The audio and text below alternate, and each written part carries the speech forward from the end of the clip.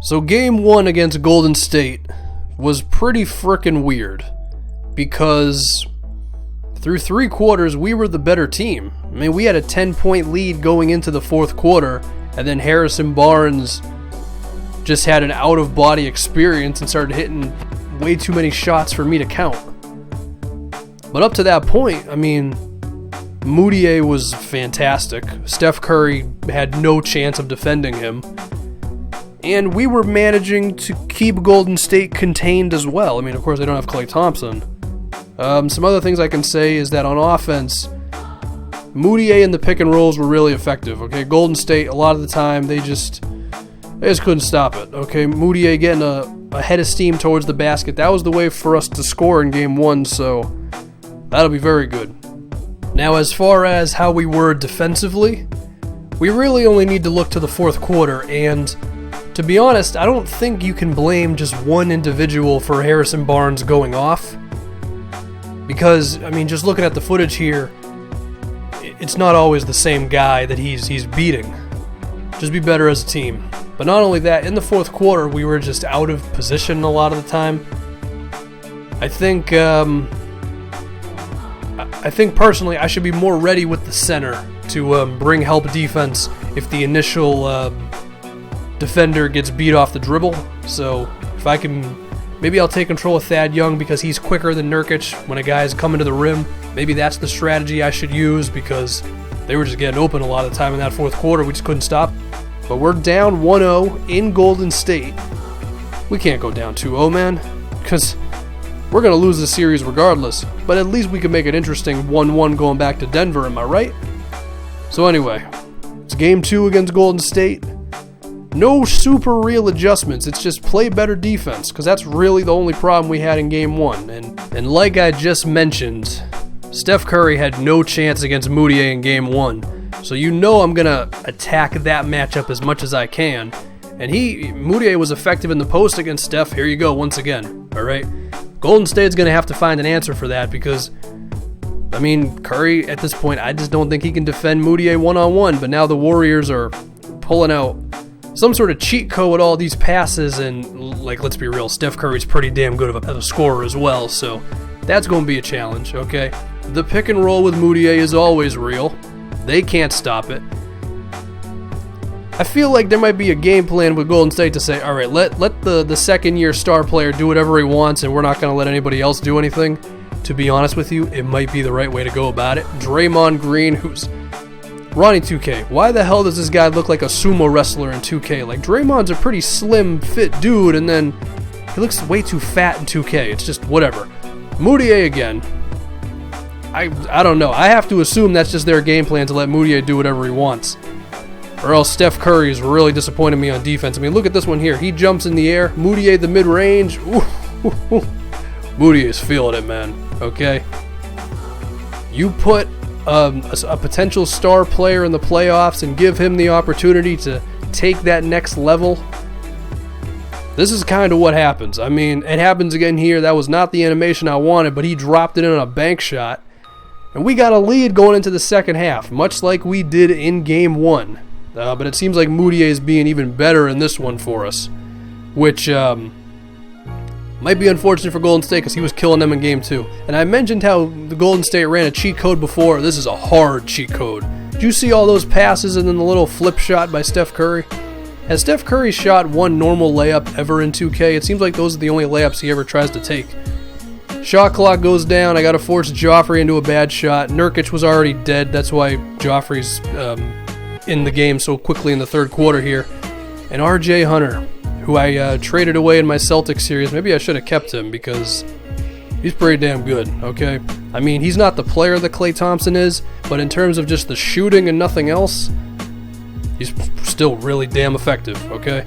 And finally, let's get a basket from somebody not named Moutier in this game, Thad Young, okay?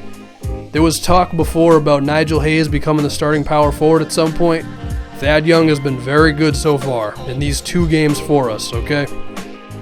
But we're not playing no damn defense, and this time we don't have a lead going into the 4th quarter. We're actually losing pretty decently. We're down 8 points at the moment.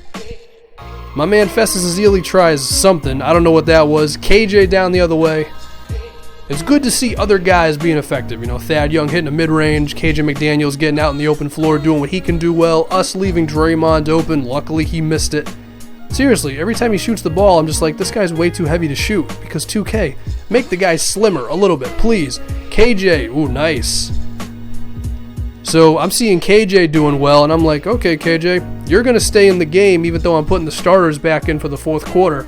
Gary Harris has been okay, but, I mean, McDaniels, he's doing very well. And I got to have him on Steph Curry because, I mean, KJ basically is our best defensive player. And now Nurkic, I'm giving you a shot. Ugh. That's not good. If he's not making those, I don't know if he can be out there. But my goodness, KJ. He really wants to play in this game. Now I'm starting to think we might have a different starting shooting guard for Game 3. I don't know yet. Okay? The Steph Curry, Draymond Green pick and roll results in a switch. And now Harrison Barnes, who was Michael Jordan status in Game 1, he does it again here. 5 points. Moutier to the rim. There you go. Get to the free throw line, where of course he does struggle with that 65 free throw. So we got to see through all the screen shaking, and very good. Very, very good. Someone told me that I could shake the screen against the CPU. Does that do anything? Because last time I checked, the CPU is not a real person. But whatever, maybe it works. I don't know. Anyway, Nurkic, come on. Wait, why did you go all the way to the right-hand side of the floor? The middle was pretty much open there. I think I screwed myself over by having the left stick go to the right. That's not good, because that was a clean opportunity for a basket. Steph gets through KJ somehow. Ugh, down 5 points. Not like this, man, okay? Game 1 was tough to stomach because we had a 10-point lead, and oh god. Gallinari, where were you there? Don't even tell me. You're out of the game. Justin Anderson's in the game. I told you that Gallinari was going to be on a tight leash on this one with his defense. That's inexcusable, man. You're leaving Harrison Barnes completely wide open there. I can't have that. Nurkic, please give me that mid-range. Oh, God. Can anybody score a freaking basket on this team? Holy hell, dude. I need some offense from somewhere. Not from Golden State. Ugh. 9 points now. We need to generate some scoring. I mean, I know I just took Gallinari out of the game, and he's a scorer, but it's like he's not playing no damn defense. Moutier, very good, but hold on. Did Steph Curry just go down here? Ooh, he got a clean screen from Nurkic, and he's holding his shoulder there. Ooh, that could be something to look at. So perhaps with this, maybe this is the momentum we need to get back into this game, or we can just leave RJ Hunter wide open, and oh boy.